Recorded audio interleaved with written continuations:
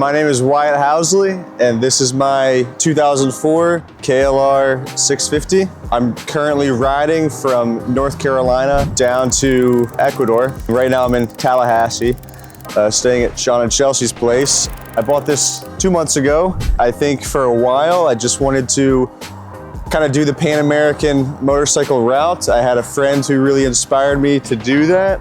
I got burnt out with working. I quit my job and I plan on spending the next year or so on this bike. I'll be down in Ecuador for a little bit to go work at a friend's shop called Ecuador Bike Rental in Quito.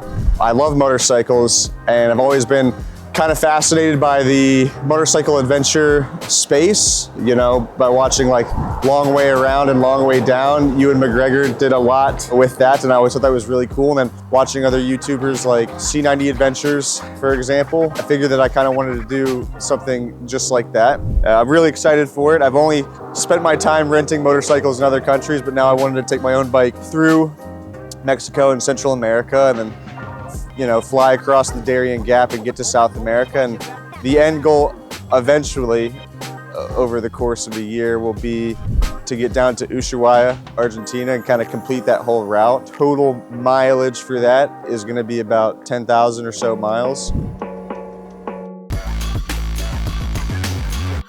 I can show you the bike. I wanted this bike in particular. It was either a toss-up between a KLR 650, a Suzuki DR 650, or like a Honda XR 650. Any one of those 650 thumpers I wanted because they've been around since before the dinosaurs and they're easy to work on and there's parts for them everywhere, all over the place. Not much that I did to it. It's pretty stock. The only real big maintenance item I did for the bike was replacing the doohickey. KLR 650s will know what the doohickey is. They've been known for the Gen 1s to just break. And so Eagle Mike of Eagle Industries, I want to say, he made an upgraded doohickey with an upgraded spring. The spring is also known to loosen either from the factory, be loose from the factory, or loosen over time pretty quickly. So I replaced that. When I put it back in, I stripped the bolts that I never fixed underneath. So hopefully that stays. It hasn't vibrated loose. My torque mark is still pretty much the same. It came with these crash bars from the previous owner and it came with this windshield. And then all else that I really did was just clean the chain, put some crash protectors on, some hand guards right here. I bought all of these bags used from Facebook Marketplace, shout out Facebook Marketplace, some Nelson Rig bags and a Rhino Walk top bag. It's holding on pretty good so far. I already lost my my tent on the way down here. I don't even know how far along, but I turned around and one of my saddlebags was open and my tent was just gone. So I'll have to source a new tent along the way. It is what it is. So yeah, plan on doing a lot of camping while I'm down there. There's a little bit of cracking happening around the rim. So just the front tire hasn't been replaced. The back tire is brand new. I replaced the brakes on the front. Wheel bearings felt good. Forks are good, no leaking. I put this skid plate from Ricochet Off-Road, and I got it for Christmas for my buddy. So I'm really excited to have that so I can keep my engine protected. And then this seat, I was real thankful I got this. This is a Corbin seat, but it was a really good deal because it was free, and it's like a $500 seat or $400 seat. A buddy of mine that rides a KLR just gave it to me for free. Just has scratches from the cat. 8.5 hours-ish yesterday, and my butt only started to hurt maybe in the last 2 hours, so I can deal with that.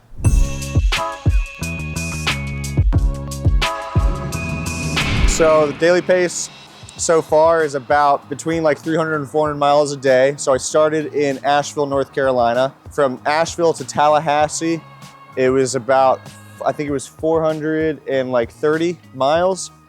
And I did that in a little over 8 hours. Today, now I'm gonna drive to New Orleans, and that's about 320 miles. And then from New Orleans, I will go to Houston, and that'll be around another 300 or so miles, and then Houston to Laredo, and I'll spend the night in Laredo and cross the border I plan on spending about a month or so in Mexico with no real solid plans other than just kind of like making my way slowly south along the way. There's a lot of places I want to see in Mexico. Obviously Mexico City.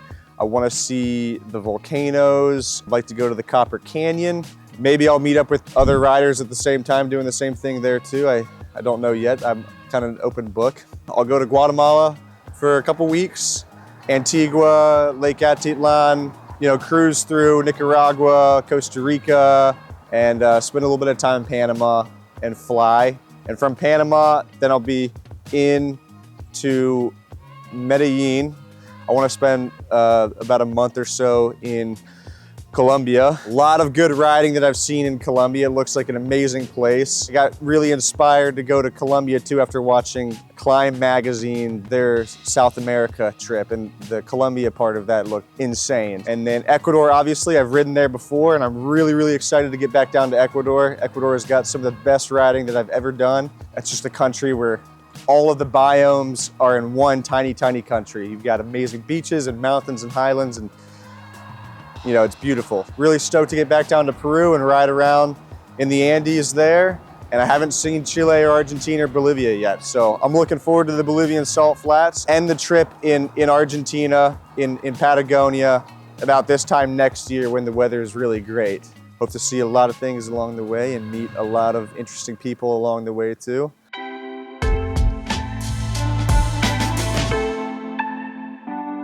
The spare parts that I brought were, I need to get an extra air filter while I'm still stateside, and I need to buy a fuel filter and spark plugs. Need to buy a new chain while I'm still stateside too. Tools like a chain breaker and a jack. I feel like I got almost my bases covered. The one thing that I am worried about on this bike is potentially one of these case bolts rattling off. Potentially catastrophic. I don't know how I'll fix that if it does happen, but the bike does burn some oil. So I think it burned like a decent bit of oil coming down here from North Carolina. So I'll just have to make sure to keep it kind of topped off.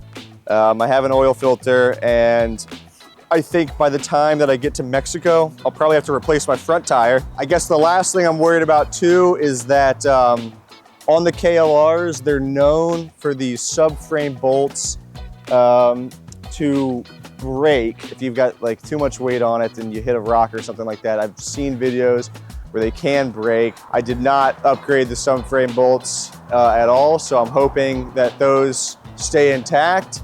Hopefully I'm light enough. But, I plan on doing some pretty serious off-roading once I get down to Mexico, and hopefully it just holds itself together. I'm pretty confident I can find whatever parts that I'll need to find if anything breaks. And I'll definitely have some flats. I mean, that's just a given. So I have a spare tube for the front. I don't have a spare tube for the back, but I do have like a tube, patch kit. Also just worried about, just little things breaking. When I fall over, maybe the clutch lever might bend or snap, or maybe the shifter might snap, but in a pinch, I could use a pair of like locking pliers or something like that. But I think all in all, then, I should be fine. This will be my first long adventure ride on my own bike, so I really did make sure to bring everything that I would need to bring. Anything could happen, and I hope that I'm prepared for it. My whole tool bag weighs like almost 20 pounds, so I'm confident I should have everything I need to be able to do to fix my bike, either on the road or, somewhere else too.